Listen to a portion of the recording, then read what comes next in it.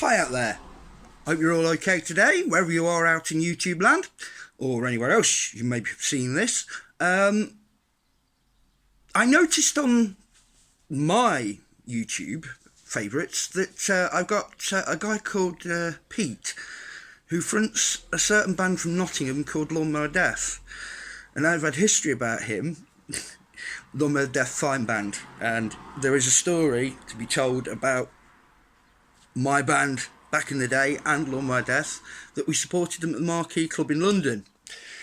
And why this was triggered is because I looked at Pete's site for Lawnmower Deth, and he does all podcasts and stuff and everything else, and there's one that says the one with Chris Needham, and it's his opinion on when we supported him and he met us all to play the Marquee Club in London in November of 1992 as a support to them and another band called Inner State. And yeah, I looked at it and he's remembering things, and I've linked it down in the description below so you can check for yourself his original podcast. And I thought, I better give my opinion on what I remember of that time, because he's got one thing really, really badly wrong, and that was the drummer, as he says on there, couldn't really drum properly. And the truth was, yes, he could, because the drummer was my mate Martin by then, who had his own double bass drum kit, and he'd been studying the work of Dave Lombardo and Mick Harris, and various other thrash metal drummers as well, and like Gene Hoglan. And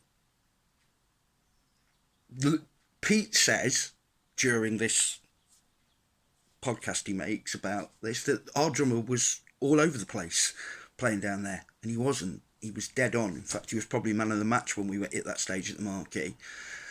And, you know, obviously Lawnmower asked us on because they loved the video diary and thought it was hysterically funny, and that's why they invited us down to London to play the gig. So we're facing like a pretty full Marquee, yeah, and down there it's about at that time of the year, it's pretty good, 400, 500 already in there. Our families are with us, yeah.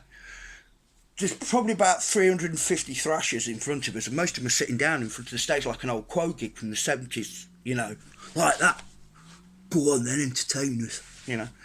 So we like go on as the band from that TV programme, Manslaughter, and the first track we played was Highway to Hell by AC/DC.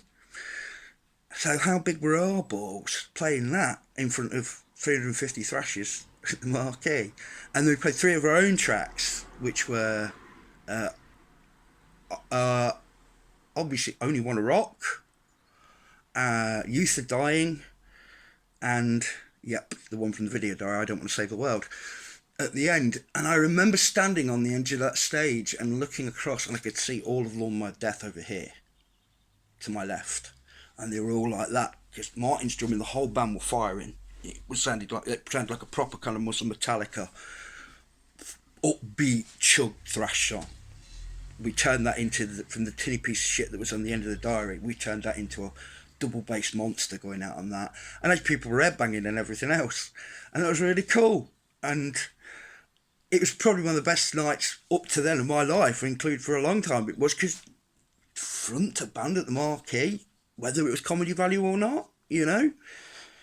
I got some great memories of that. It was really cool, and I just wondered if anybody out there was there. Do you remember the date and everything else? Did you go and see us at support Lawnmower Deth if you're in London back in November 92?